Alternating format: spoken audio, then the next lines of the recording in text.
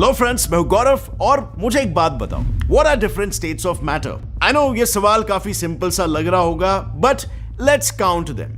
Number 1 solid, number 2 liquid, number 3 gaseous, number 4 plasma, number 5 Bose-Einstein condensate, number 6 degenerative matter, number 7 super solid, number 8 fermionic condensate, number 9 time crystal, and the list goes on and on. I know schools में हमें बस सिर्फ 3 या ज्यादा से ज्यादा 4 states के बारे में ही पढ़ाया जाता है, लेकिन यूनिवर्स में टोटल ऐसे 22 स्टेट्स ऑफ मैटर है. इनफैक्ट इसमें से तो एक ऐसा स्टेट भी है जो ग्रेविटी तक को डिफाई करता है. And no, I am not kidding, just look at this video. इस वीडियो में बिना उस ऑब्जेक्ट पर एक्सटर्नल फोर्स अप्लाई किए लिक्विड अपने आप बाहर आ रहा है और साइंटिस्ट ने इस स्टेट को नाम दिया है super fluid. And not just this, पिछले साल की ही बात देख लो, साइंटिस्टों ने एक और एक मिस्टीरियस स्टेट ऑफ मैटर को डिस्कवर किया था जिसे उन्होंने नाम दिया क्वांटम स्पिन लिक्विड. अब सुनने में बहुत ही कॉम्प्लेक्स चीज लग रही है, राइट? बट ट्रस्ट मी, इसके और बाकी के सभी स्टेट्स ऑफ मैटर के पीछे के लॉजिक को समझना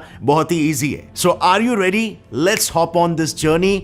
लेट्स बिगिन. अब फ्रेंड्स, जैसे कि हम पिछले कई सालों से ये पढ़ते आए हैं, हमारे सराउंडिंग में भी जितनी चीजें मौजूद है, like let's say books, computers या may be food items, in fact कांच पर लगी हुई धूल तक भी मैटर ही होता है. इन शॉर्ट, डेफिनेशन के अनुसार हर ऐसी चीज जिसके पास मास है और वो एक पर्टिकुलर स्पेस को ऑक्यूपाई करती है, वो सब चीजें मैटर कही जाती है. और अगर हम बात करें उनके स्टेट्स की, तो इतना तो हम सभी जानते हैं कि मैटर बनता है एटम्स और मॉलिक्यूल से, और इन मॉलिक्यूल्स के अंदर की एनर्जी और उनकी एंट्रोपी ये डिसाइड करती है कि उस पर्टिकुलर मैटर का स्टेट क्या होगा. अब एंट्रोपी क्या होता है ये तो हमने बहुत बार पहले वीडियोस में कवर कर लिया है, लेकिन चलो एक बार फिर से रिवीजन कर लेते हैं. सपोज मेरे पास एक आइस क्यूब है. अब जैसे ही हम इस आइस क्यूब को हीट करेंगे तो सेकेंड लॉ ऑफ थर्मोडायनामिक्स के अनुसार इसमें मौजूद वाटर मॉलिक्यूल्स की एंट्रोपी बढ़ने लगेगी और आइस क्यूब लिक्विड में कन्वर्ट होने लगेगा. So basically entropy is the level of disorderliness. और उसी तरह अगर हम हीट ऐड करें तो एंट्रोपी और भी बढ़ते जाएगा और लिक्विड कन्वर्ट हो जाएगा into gas. Very simple, school level physics. इस प्रोसेस में मॉलिक्यूल्स चेंज नहीं हो रहे, सिर्फ उनकी एंट्रोपी चेंज हो रही है, और इसीलिए हम कह रहे हैं कि एंट्रोपी इंक्रीज हो रही है. बट नाउ होल्ड अप, हमने अभी जिस प्रोसेस की बात की उसका रिवर्स भी तो पॉसिबल है. आई मीन टू से हम वाटर वेपर को लिक्विड और लिक्विड को फिर से आइस क्यूब्स में भी कन्वर्ट कर सकते हैं, और इसमें तो एंट्रोपी इंक्रीज होने के बजाय डिक्रीज हो रही है. Isn't that a violation of second law of thermodynamics? How is that even possible? Well, not exactly. You see, liquid को आइस क्यूब में कन्वर्ट करने में लिक्विड की एंट्रोपी तो डिक्रीज हो रही है, लेकिन साथ ही ऐसे करने के प्रोसेस में जब हम एक्सटर्नल एनर्जी सप्लाई करते हैं तो वो डिक्रीज हो रही एंट्रोपी के मुकाबले ज्यादा एंट्रोपी इंक्रीज कर देती है. सो ओवरऑल यूनिवर्स में एंट्रोपी इंक्रीज ही हो रहा है, and in the end second law of thermodynamics is always correct and constant. तो चलो अब इस एंट्रोपी को और भी ज्यादा इंक्रीज करते हैं. व्हाट इफ गैसियस स्टेट में कन्वर्ट होने के बाद भी हम कंटिन्यूअसली उस पर्टिकुलर मैटर को हीट करते रहेंगे? वेल, ऐसे एक एक्सपेरिमेंट 1879 में विलियम क्रुक्स ने किया था, और उनके इस एक्सपेरिमेंट ने दुनिया के सामने पेश किया plasma, the fourth state of matter. Basically उन्होंने गैसेस को इतना ज्यादा हीट किया कि एक्स्ट्रा एनर्जी की वजह से गैस के एटम्स इतने एनर्जेटिक हो गए कि उन्होंने अपने ऑर्बिट में घूम रहे इलेक्ट्रॉन्स को ही इजेक्ट कर दिया था. यहां तक कि न्यूक्लियस में मौजूद प्रोटॉन्स और न्यूट्रॉन्स भी एक दूसरे से अलग हो गए थे. इसकी वजह से प्रोटॉन्स, न्यूट्रॉन्स और फ्री इलेक्ट्रॉन्स का एक highly excited and extremely energetic soup form हुआ,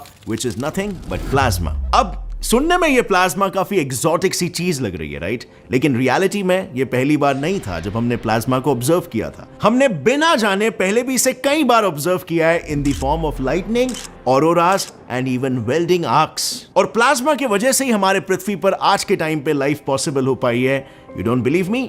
ओके, सिर्फ आसमान की तरफ देखो और जो चमकता सितारा सूरज आपको दिखाई देता है, that is nothing but a huge ball of plasma. In fact हमारे यूनिवर्स का सबसे abundant state of matter plasma ही है. So now you know the fourth state of matter little intricately. अब जैसे मैंने बताया, सिर्फ 4 स्टेट्स ही नहीं है बल्कि टोटल 22 स्टेट्स ऑफ मैटर है. बट डोंट वरी, इन्हें भी समझाना है, और ये भी इन 4 स्टेट्स ऑफ मैटर जितने ही आसान है. Just a little patient. सो सबसे पहले तो इन 22 स्टेट्स को आसानी से क्लासिफाई करने के लिए साइंटिस्टों ने इन्हें भी 2 स्टेट्स में डिवाइड किया है. एक है लो टेम्परेचर स्टेट्स और एक है हाई टेम्परेचर स्टेट कैटेगरी. इन स्टेट्स को डिफरेंशिएट करने के लिए एक प्रेशर टेम्परेचर डायग्राम को यूज किया जाता है. बेसिकली इस ग्राफ के अकॉर्डिंग, सपोज मैंने प्रेशर कांस्टेंट रखा और सिर्फ टेम्परेचर को इंक्रीज किया तो सॉलिड मैटर लिक्विड में कन्वर्ट होगा और फिर गैसियस स्टेट में, जो कि हम यूजुअली देखते आए. लेकिन अगर हमने टेम्परेचर कांस्टेंट रखकर प्रेशर को इंक्रीज या डिक्रीज किया तो फिर भी हमें यही रिजल्ट देखने मिलेगा। यानी हम ऐसा कंक्लूड कर सकते हैं कि स्टेट्स ऑफ मैटर टेम्परेचर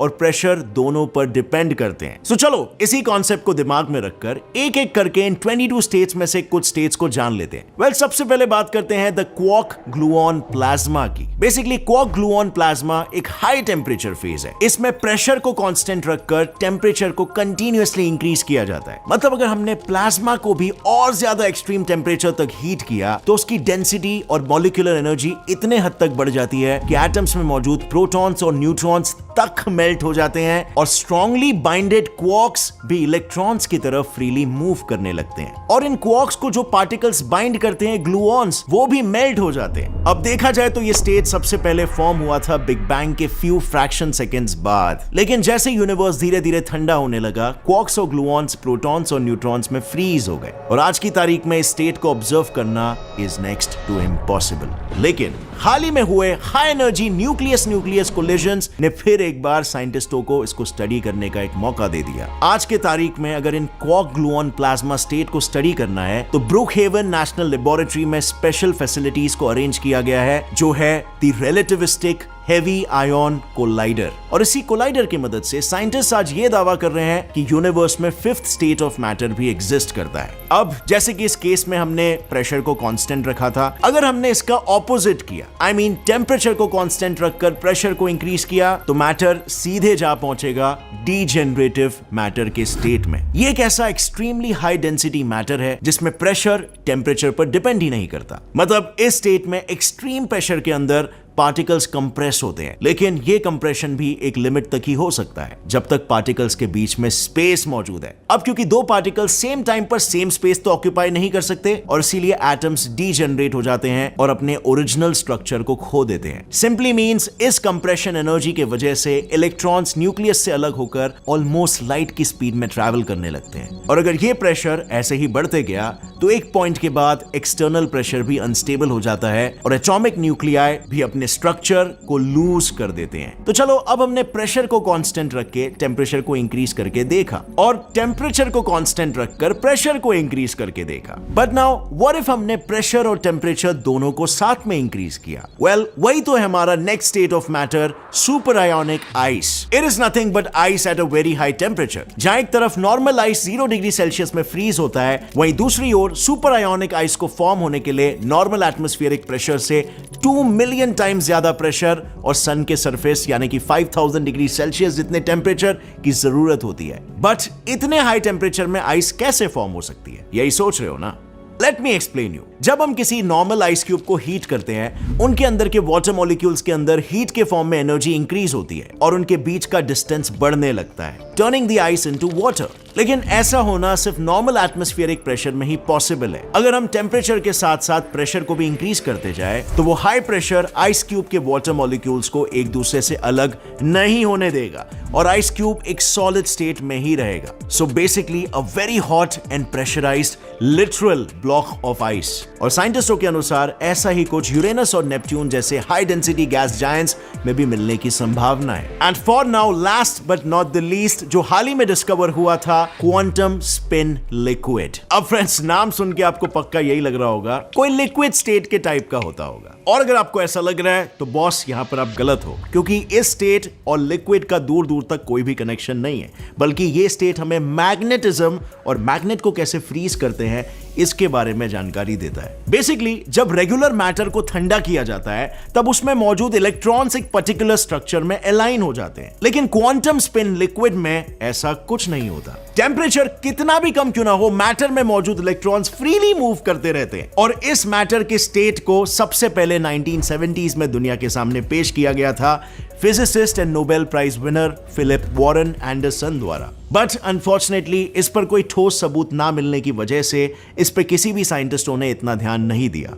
लेकिन रिसेंटली 2017 में फाइनली इसके एग्जिस्टेंस को प्रूव किया गया है। अब फ्यूचर में इसी के प्रॉपर्टीज को यूज करके advance quantum technologies such as high temperature superconductors और क्वांटम कंप्यूटर्स में यूज करने का प्लान किया जा रहा है। Isn't that so fascinating? So friends, अब तक हमने जो कुछ भी देखा उससे ये तो समझ में आ गया कि स्टेट्स के लिए मास और स्पेस ऑक्यूपाई करना जरूरी होता है। अब यहां पर यह सवाल आता है कि अगर ऐसा है तो व्हाट अबाउट लाइट?